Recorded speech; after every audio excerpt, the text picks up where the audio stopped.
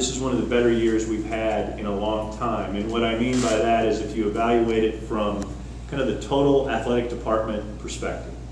You know, competitively, a few things you've heard before, you've heard me say before, but and then I'll move on to the current year. But I really am excited about the fact that there were only 7 teams in the country that went to a New Year's Bowl, went to both men's and women's NCAAs, and Iowa was one of them. That's a great credit to our student athletes and our coaches. We were only one of 4 programs in America that ranked in the top 25 in attendance in football, men's and women's basketball. And that's a great credit to our fans. We say that often, but that's data that compares to the rest of our peers across the country saying there's only 4 in America that can say that. And then, of course, we're number 1 in wrestling attendance. So great news on both of those fronts. On the academic front, every year, so there's a lot of talk right now about collegiate model or not collegiate model.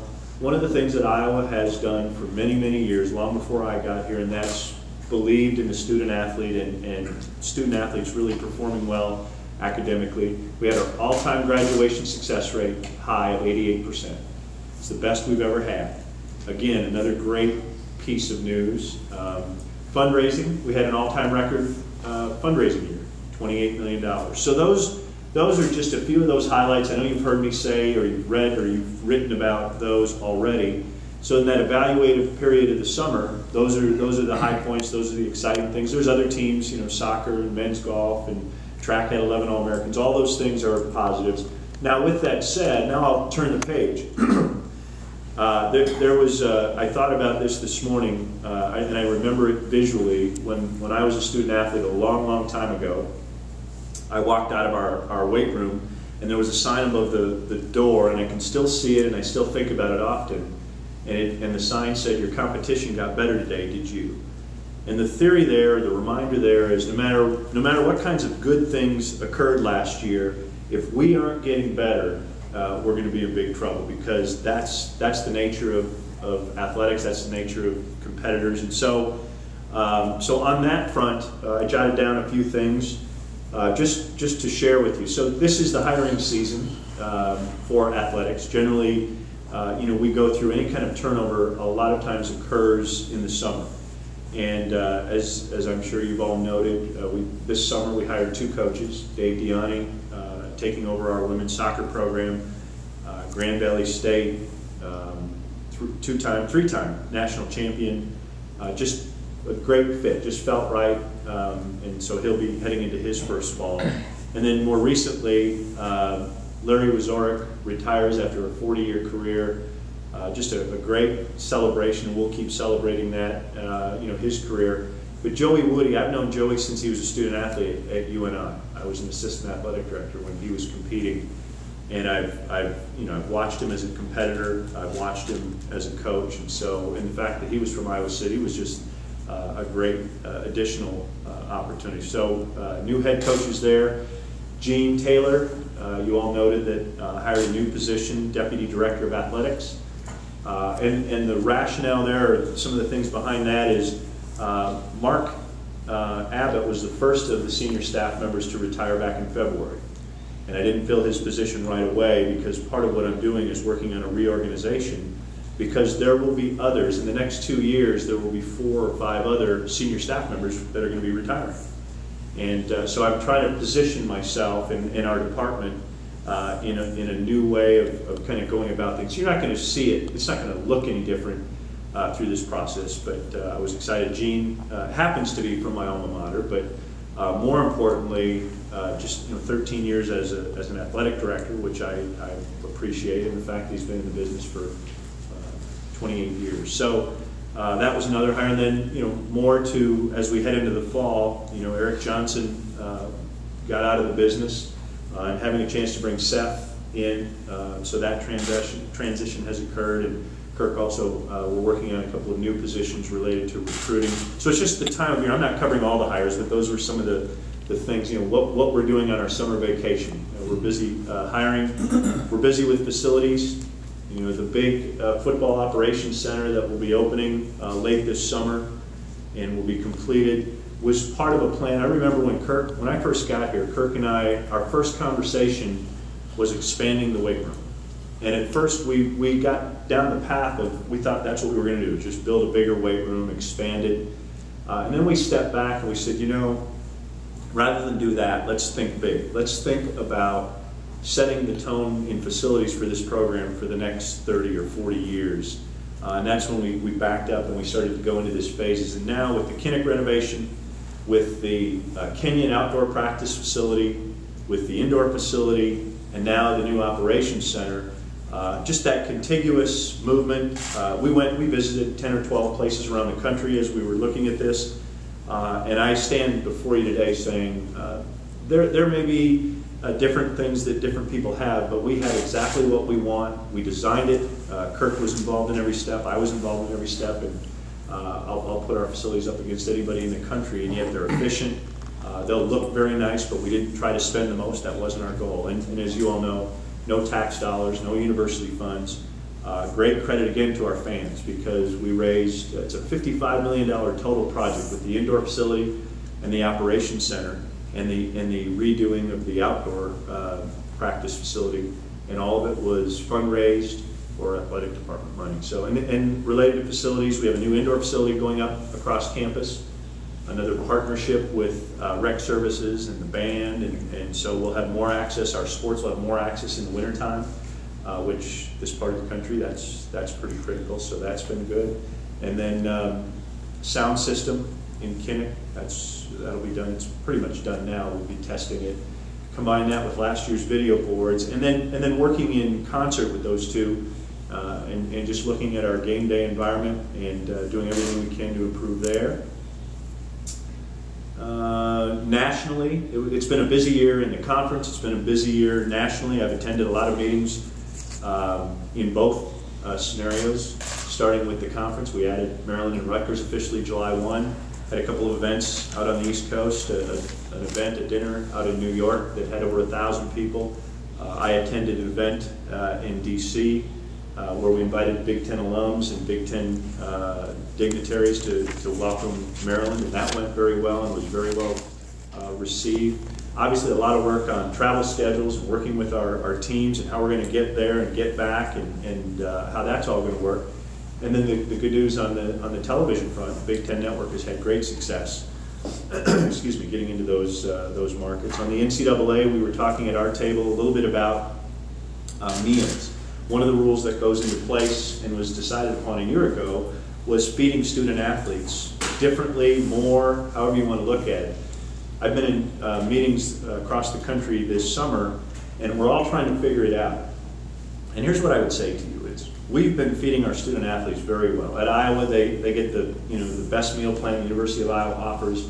It's 7 days a week. We supplement that with training table meals, and so they've had great access to food. What the new rules allow us to do, and I've been advocating this for a few years, and that is let Iowa decide when and how much and where we need to feed student athletes. Because it might be a little different at Iowa than it is somewhere else. Just take away, you all remember the rule where a bagel is a snack unless it has cream cheese and then it's a meal. Those rules, thankfully, are gone. We no longer have to worry or wonder whether we're giving a snack or a meal. We just can sit down and say, what's the best way to feed our student athletes, make sure they have the nutrition they need, and can best perform in the classroom, best perform athletically, and are well fed. And so that's where we're at now. How that's managed, we're all coming up with a short-term plan to make sure on August 1 we have something in place. And I'll predict for you that in the next couple of years it will look different, because people will have more time to react. So we've been working on that. In August, the Board of Directors for the NCAA will vote on the new governance structure. And I think you've all kind of kept up to speed that it looks very likely that the vote will go through and be approved to have the Big Five have autonomy in certain areas. And where that is going to be helpful is in areas that we've been talking about for a few years. Whether it's an educational trust fund, and that if a student athlete comes back later to finish their degree, that will be available to everybody, not just some schools do it, some schools don't. Making sure in health and safety, we've always had a commitment at Iowa. It wasn't a rule, but we were allowed to, and we did. For 2 years after you're done competing, we take care of your medical bills if it was something that occurred while you were practicing or training or competing at Iowa. you bring those medical bills back, and we took care of them as our responsibility. Now it looks like that will become a rule for everybody across the country. So if there was anybody that wasn't doing that, so those are the types of things. The cost of attendance.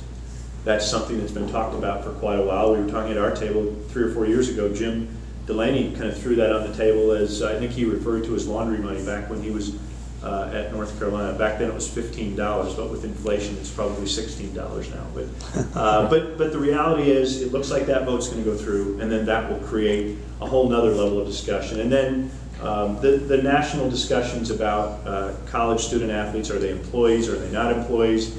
The union discussion, the lawsuits, just spending a lot of time on that. And I'm almost done, and then I'll open it up. Football game day, I made mention of that just because we're right up against, I'm told by others how many days it is until kickoff. I seem to forget or purposely forget. It's coming fast. One of the things that we've worked hard at, we clearly lost some momentum a couple of years ago when we went 4-8. And then we started to lose some momentum in our student section, among our fan base, and so we're working as hard as we can. Like in sport, when you lose momentum, sometimes it's hard to get it back. And so I think that's the phase where we're at now. Having an 8-4 season last year, what a terrific job the team did last year. So what we're working on, and we've been working on all summer, is, you know, how can we better use the new video board? And now with the new sound system, you know, we've been allowing fans to give us feedback on the types of music that are played in Kinnick Stadium. So trying to balance tradition with trying some new things, and the staff has been working hard on that. So you're going to see new traditions, new songs. We're not just going to throw everything out and start over, but the goal is to continue to amp up the fun and continue to make it more and more fun, move the fun meter a little bit. The 2:30 starts. I can tell you that I was really glad to see that the TV folks came back, and 2 of our 3 non-conference games are at 2:30. And the reason I think that's a good thing is because tailgating is clearly part of the fun of college football. And an 11 o'clock game, if you live out of town, it cuts down on your ability to come and enjoy and relax. And so now we just need somebody to control the weather so that it's not too hot and it's not too cold, and those 2:30 game, and those are just the ones that are decided up until this point. You know, hopefully we'll get a couple more of those, because again, from a fan perspective, I think those are best. Ticket sales, I'm going to say 2 things, and we certainly can talk more.